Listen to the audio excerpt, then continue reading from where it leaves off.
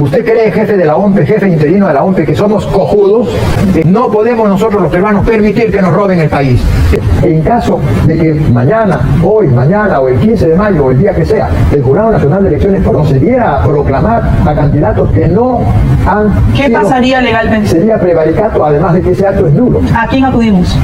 Señores compatriotas, necesitamos un sinnúmero de recursos de amparo para que haya, aunque sea un juez, que tenga la valentía de acoger, de admitir el recurso de amparo y además de disponer la medida de cautelar.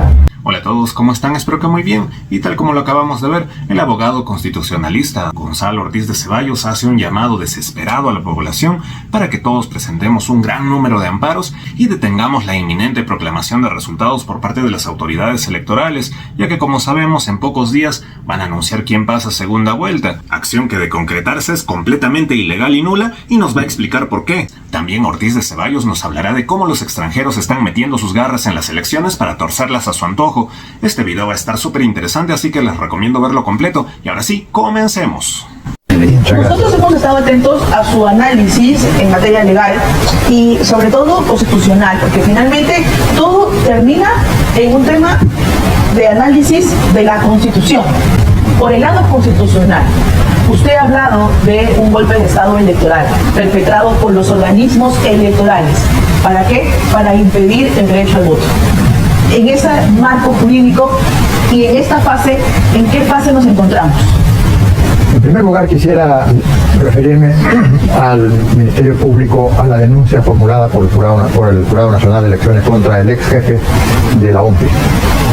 Es importante que el país tenga presente que una cosa es el rol constitucional que cumple el Ministerio Público, cuyo objetivo es analizar el delito, es decir, investigar y acusar por delitos regidos por el Código Penal, y ese es un rol constitucional del Ministerio Público.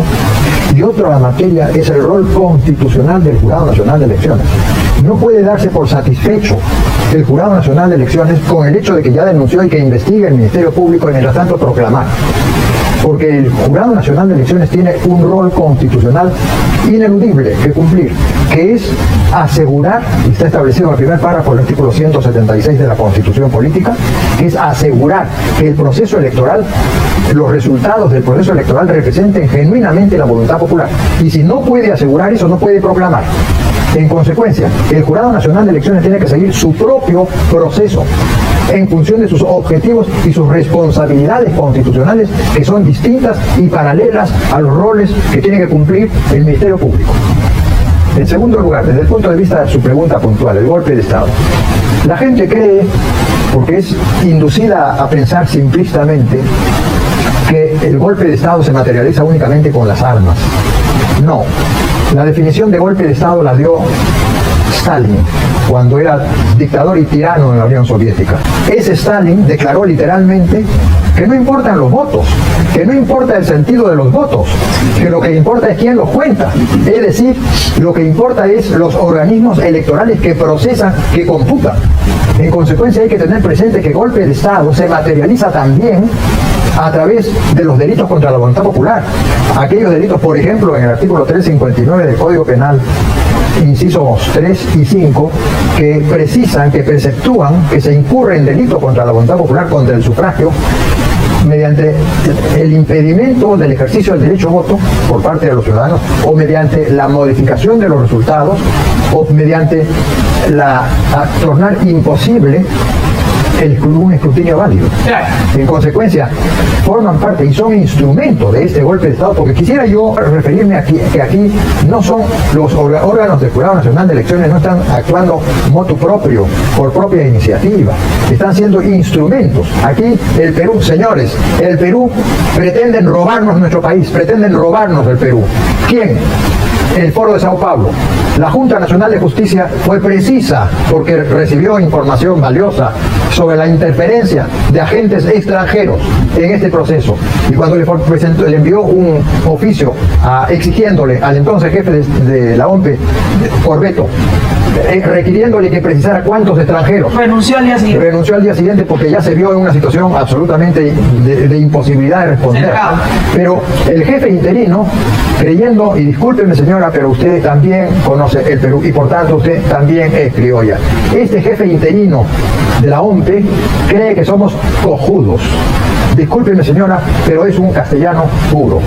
¿Usted cree, jefe de la OMPE, jefe interino de la OMPE, que somos cojudos cuando usted le contesta a la Junta Nacional de Justicia diciendo que no hay ningún extranjero en la planilla o con contrato por parte de la OMPE? ¿Usted cree que nosotros no estamos informados y que todo el país no sabe que hay interferencia extranjera desde fuera, con infiltración, con penetración desde fuera a toda la base de datos y a todo el sistema y a todo el manejo de este proceso electoral? Pero quisiera decir lo siguiente y alertar al país: nos están pretendiendo robar el país, el Perú, nuestra patria.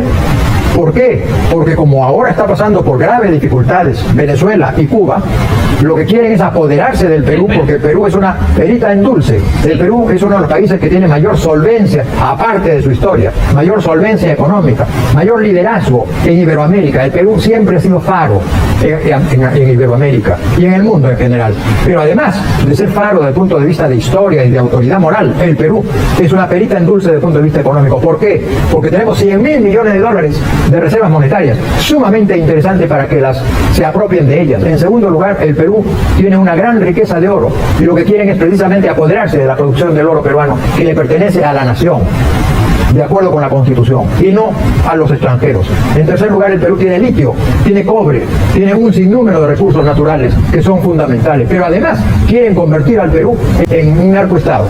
No podemos nosotros los peruanos permitir que nos roben el país, que nos roben nuestro país, nuestra patria. Tenemos que nosotros responder, no podemos rendirnos. Me ha producido vergüenza ajena cuando hace poco he recibido un WhatsApp de una persona que se dice ser mi amiga, que me dice: pero por favor, Gonzalo, pasemos la página.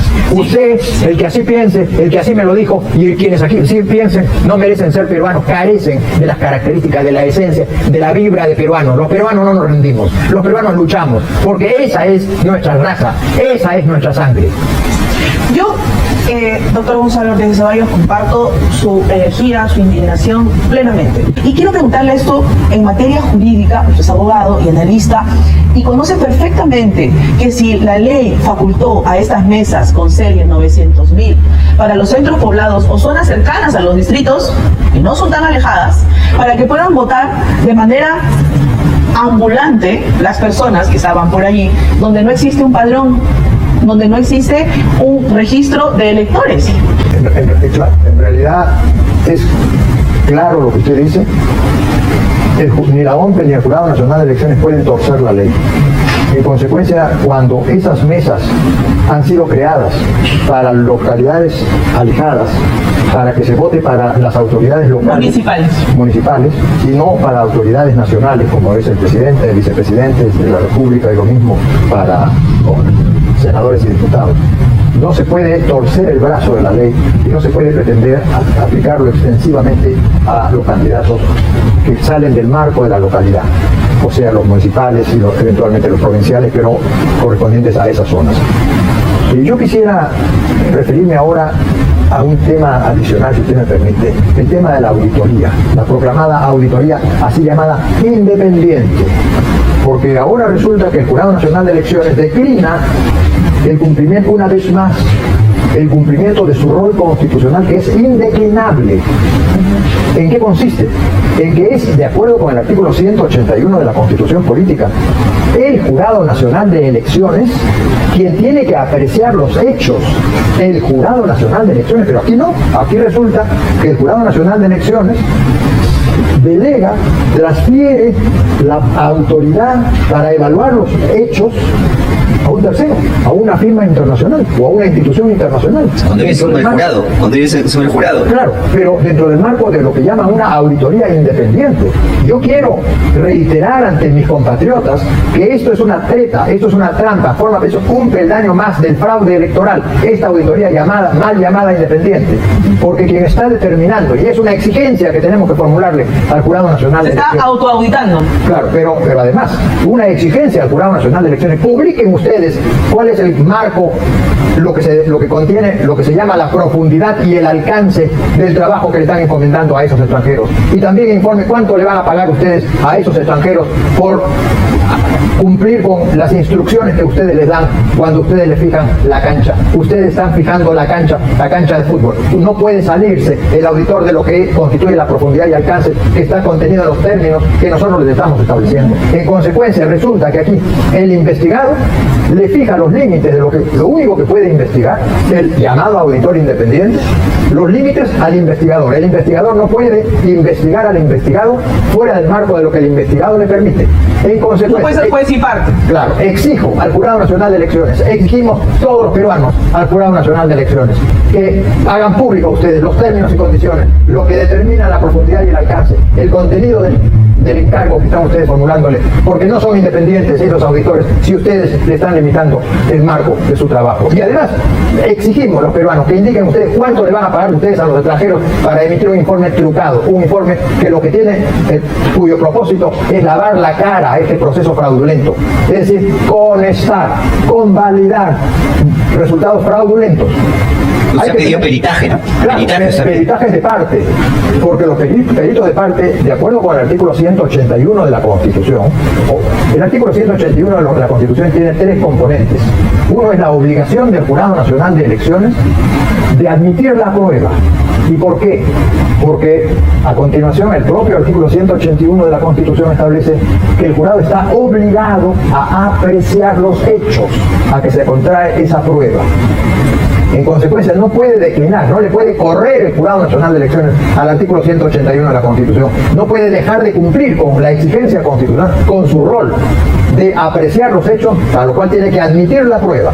Y no puede decir el Jurado Nacional de Elecciones, no, es que el cronograma no nos da tiempo. No, señor, el cronograma no está establecido en la Constitución, está establecido en la Ley General de Elecciones y adicionalmente en los reglamentos. Y si ustedes pretenden postergar el objetivo del proceso electoral que está consagrado en el primer párrafo del artículo 176 de la Constitución, que es que el Jurado Nacional de Elecciones está obligado a asegurar que los resultados electorales respondan genuinamente y representen la voluntad popular, si ustedes, ese es el objetivo que ustedes tienen que cumplir, ese es el rol que ustedes tienen que cumplir. Ustedes no están obligados por la Constitución a aplicar leyes de inferior jerarquía en materia de cronograma.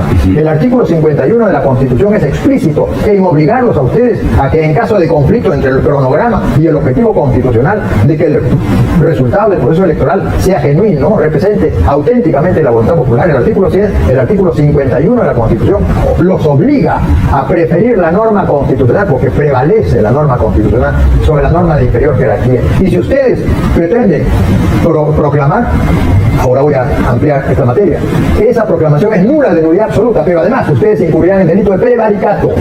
Yo quisiera hacer referencia al tema de la nulidad, porque en primer lugar existe el artículo 31 de la Constitución Política que en su último párrafo establece literalmente que es nulo, de nulidad absoluta, los votos que se hayan expedido restringiendo el derecho a elegir por parte de los ciudadanos. Y con relación a ese tema, yo quisiera hacer referencia a lo que usted acaba de afirmar. No es que únicamente hayan sido perjudicados 500.000 electores en el Lima Metropolitano. Por una razón, porque la Ley Orgánica de Elecciones establece que las mesas forzosamente, bajo pena de nulidad, tienen que quedar instaladas a las 12 del día. Carece de autoridad el Jurado Nacional de Elecciones para ahora, a la hora 11ª, ampliar el plazo cuando la gente conocía la ley y ya se fue y no sabe, y no vio la televisión o no escuchó el radio. No, señor, no puede debajo de la mesa y atrás de la puerta el Jurado Nacional de Elecciones modificar la hora ¿Por qué? Porque la hora de instalación, la hora máxima para la instalación de la mesa, porque eso atañe a una cuestión de nulidad, y la nulidad no puede ser simplemente desconocida por automática.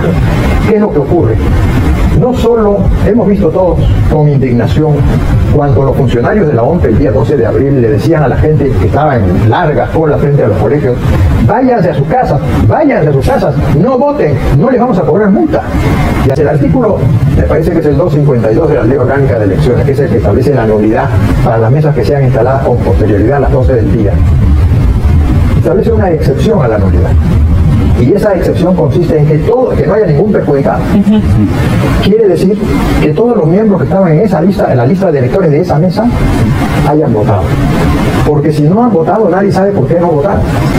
Y la ley establece con carácter taxativo que si no votaron todos en una mesa, es decir, si no hay perjudicados, la instalación de la mesa luego de vencido el plazo de las 12 horas del día, 12 de abril, es nula. Y la nulidad es dispuesta por la ley. En consecuencia, no puede ser modificada por el jurado. O sea, lo que está diciendo el doctor Ortiz de Ceballos es lo siguiente, para las personas que están atentas siempre a lo que ha pasado después del 12 de abril, lo que ha hecho el señor Burneo de ampliar el plazo de instalación de mesas, 2 horas, 3 horas, lo que se ha hecho es ilegal, eso no se puede hacer. Pero permítame terminar lo que estaba yo afirmando. Cuando, para poder tener claridad respecto de cuáles han sido, porque el artículo 31, último párrafo de la Constitución, que establece taxativamente la nulidad de los actos que producen los efectos de restringir o de limitar o de impedir el ejercicio del derecho de voto, se están aplicando únicamente respecto de los electores que no votaron en las mesas que se instalaron con posterioridad a las 12 del día. Pero lo que ocurre es que se está inadvirtiendo que en tanto y cuanto la ley es explícita en establecer que esas mesas así instaladas son nulas, también se está perjudicando a quienes sí votaron. Porque al declararse la nulidad de las mesas, porque se tiene que declarar de acuerdo porque es ilegal, porque es nula, algo puede ser ilegal, pero no producir, la ilegalidad no necesariamente produce la nulidad. La nulidad tiene que ser explícitamente prevista por la Constitución o la ley. ¿Qué se aplicaría aquí? La nulidad, en consecuencia. Artículo 51, ¿no? Artículo 31. 31. No solo en consecuencia han sido despojados de su derecho de voto los que no pudieron votar o los que no votaron en esas mesas, sino que han sido despojados de la validez de su voto todos los que sí votaron en esas mesas, porque esas mesas no son computables, porque esas mesas, los resultados de esas mesas son nulos. En consecuencia, hay que multiplicar, no solo por los que dejaron de votar en esas mesas, sino por los que sí votaron, pero les convirtieron en nulas esas mesas, porque instalaron esas mesas después del plazo establecido con carácter perentorio, inmodificable por la ley orgánica de elecciones. Ahora, yo quisiera decir lo siguiente, usted me acaba de hacer una pregunta. ¿Cuáles son las otras normas constitucionales que prevén? Normas constitucionales que lamentablemente muchos de mis amigos apreciados constitucionalistas no ven. No quieren ver. No quieren ver o no ven, o porque están un poquito distraídos, por decirlo menos. Para poder entender la validez o la nulidad del proceso, mire usted, le voy a poner un ejemplo a nuestro público, a nuestros conciudadanos. Si usted quiere ir y comprar una casa o un automóvil, el contrato de compra-venta tiene un objeto, un propósito, un fin. Usted como comprador quiere comprar la casa o el automóvil. Ese es el fin. Tratándose del proceso electoral, ¿cuál es el fin? No es que yo me presente en una mesa de sufragio y yo emito un voto. Ese no es el fin. El fin es que yo me integro con los 27 millones de ciudadanos, de compatriotas, dentro de un proceso electoral que tiene un fin. Y el fin del proceso electoral es elegir a nuestros representantes, pero elegir candidatos que sean válidas, legítimas, comprobadamente elegidos, por tanto susceptibles de ser proclamados. La razón de ser del proceso electoral, lo que consagra la Constitución, es un proceso electoral, además de consagrar el derecho a voto individual. No, cuando estamos hablando del título, del capítulo relacionado con el proceso electoral, la Constitución consagra una unidad que está conformada por el conjunto de actos, incluso todos los actos de votación, pero que tienen un fin único y común, que es votar para que sean elegidos. Válidamente. En consecuencia, si es imposible la culminación de ese proceso electoral, si es imposible la ejecución de la resolución que proclame, en consecuencia el proceso es nulo. ¿Y eso qué artículo de la Constitución lo establece? El mismo artículo 181, la tercera parte a que me refería, del artículo 181 de la Constitución. Porque el artículo 181 de la Constitución establece que el Jurado Nacional de Elecciones está obligado a aplicar los principios generales del derecho, uno de cuyos principales principios generales del derecho es el que atañe a la nulidad de los actos. En consecuencia, el artículo 181 de la Constitución se remite directamente a la hipótesis de la nulidad, principio general del derecho que regula la nulidad de los actos y la nulidad total, absoluta. ¿Por qué? Porque Y esto no es solo privativo al Perú, esto es universal. Para usted, nulidad de elecciones. Nulidad total. Pero ¿qué ocurre? Lo que pasa es que el principio general del derecho relacionado con la nulidad de los actos establece que es nulo todo acto cuya ejecución es jurídicamente imposible. Ya. Literalmente, el artículo 181 de la Constitución, cuando obliga al Jurado Nacional de Elecciones a aplicar los principios generales del derecho, principio general del derecho que regula la nulidad de los actos y la nulidad absoluta y total, establece que es nulo el acto, en este caso el conjunto de actos cuya ejecución, o sea, el proceso electoral cuya ejecución es jurídicamente imposible, porque carece el inciso quinto del artículo 178 de la Constitución. Mejor, el artículo 178 de la Constitución establece las obligaciones, las responsabilidades y las potestades, las competencias del Jurado Nacional de Elecciones. Y el inciso quinto de ese artículo 178 de la Constitución le confiere una potestad constitucional al Jurado Nacional de Elecciones, que es la de proclamar a los candidatos. ¿A cuáles candidatos? A los elegidos. Para usted, estos dos señores, tanto la señora Keiko Fujimori como Roberto Sánchez, ¿han sido legalmente elegidos? No, porque se tiene que esclarecer primero. ¿Cómo puede ser que cuando el Jurado Nacional de Elecciones formula denuncia penal contra el jefe de la OMPE, y literalmente dice la denuncia, no sé si ustedes han tenido oportunidad de revisarla, yo sí, presentada por el Procurador General del Jurado Nacional de Elecciones, por instrucciones del Jurado Nacional de Elecciones, denunciando a Corbeto por haber incurrido en delito contra la voluntad popular, por la existencia de un sinnúmero de irregularidades? Así es, que se han perpetrado el domingo 12 de abril. Claro, y cuando luego el propio jurado de elecciones dice, señor, como hay tantas dudas, como hay tantas situaciones tan graves, tantas irregularidades, tantas denuncias, es necesario esclarecerlas, y para eso vamos a convocar a una auditora independiente. ¿Cómo puede ser que considere que no hay irregularidades susceptibles que necesitan ser esclarecidas? No hay candidatos elegidos, no hay candidatos válidamente proclamables, constitucionalmente proclamables. En consecuencia, en caso de que mañana o el 15 de mayo o el día que sea, el Jurado Nacional de Elecciones procediera a proclamar a candidatos que no han ¿Qué sido, pasaría legalmente? sería prevaricato, además de que ese acto es nulo. ¿A quién acudimos? ¿Al Primero TC? termino explicando ¿Al Poder por qué y Judicial? luego. Entonces, ¿cuál es la situación? Es nulo. ¿Por qué es nulo? Porque estarían extralimitándose de su potestad constitucional, estarían saliéndose del marco de su jurisdicción y competencia, porque el inciso quinto del artículo 178 de la Constitución Política que vengo mencionando no le confiere potestad, no le confiere jurisdicción, no le confiere competencia al Jurado Nacional de Elecciones para proclamar a candidatos que no hayan sido comprobadamente elegidos. En consecuencia, esos pronunciamientos no tienen la naturaleza jurídica de una proclamación constitucional, no producen efecto jurídico alguno, son nulos esas proclamaciones, son actos constitucionales nulos, en consecuencia, y nulos primero por la consideración de que su ejecución es imposible jurídicamente, por tanto son nulos por la causal de la imposibilidad jurídica, pero también son nulos por una segunda razón, porque se está extralimitando. Mire usted, el derecho romano, y no es que esto resulta que a mí se me está ocurriendo porque recién aparece de una norma constitucional en el Perú, existe hace más de 2000 años, antes de Cristo ya existía el derecho romano. Y desde entonces existe una figura jurídica que se denomina la extrajurisdicción, fuera del marco de la jurisdicción. No es un tema de ahora, es un tema de 2500 años.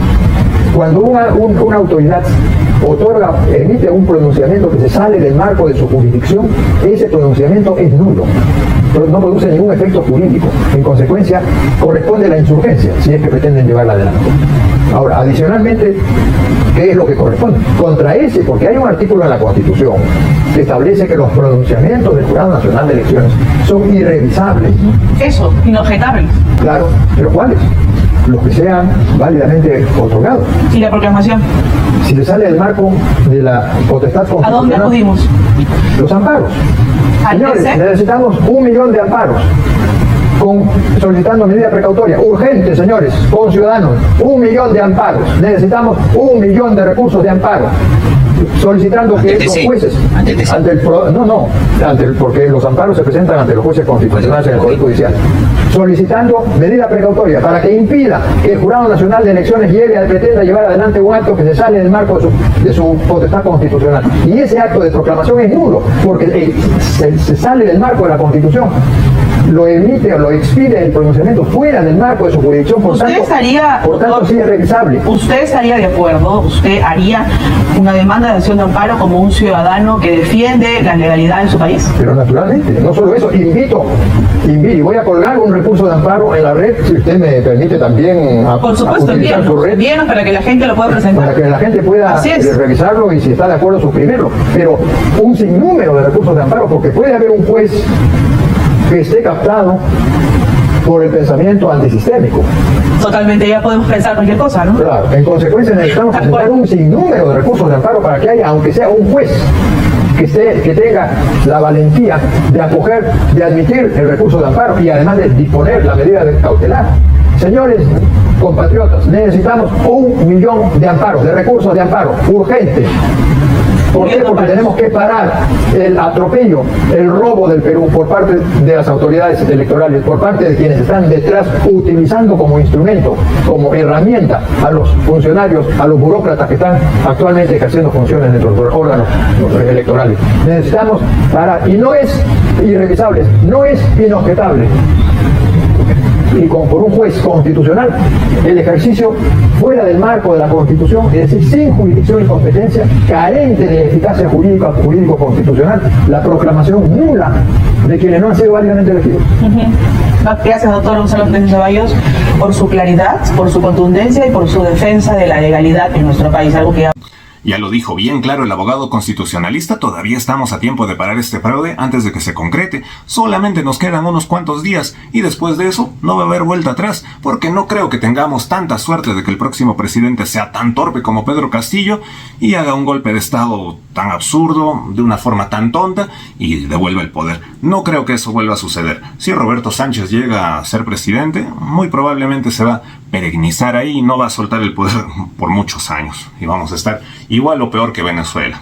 Y tal como lo ha dicho el abogado constitucionalista, los extranjeros aliados de los comunistas están desesperados para que estos lleguen al poder y así pues robar nuestras riquezas. Y eso no lo podemos permitir de ninguna forma, así que todos pongamos nuestro grano de arena y presentemos masivamente los amparos. Sobre todo si sabemos algo de derecho, no nos podemos quedar de brazos cruzados, tenemos que apoyar a la causa, ahora que todavía hay tiempo, pero cuéntenme qué es lo que piensan ustedes de todo esto, los estaré leyendo en los comentarios y si les gustó este video por favor suscríbanse a este canal, compartan, comenten y todo eso que me ayudan muchísimo. Ahora sí me despido y hasta la próxima.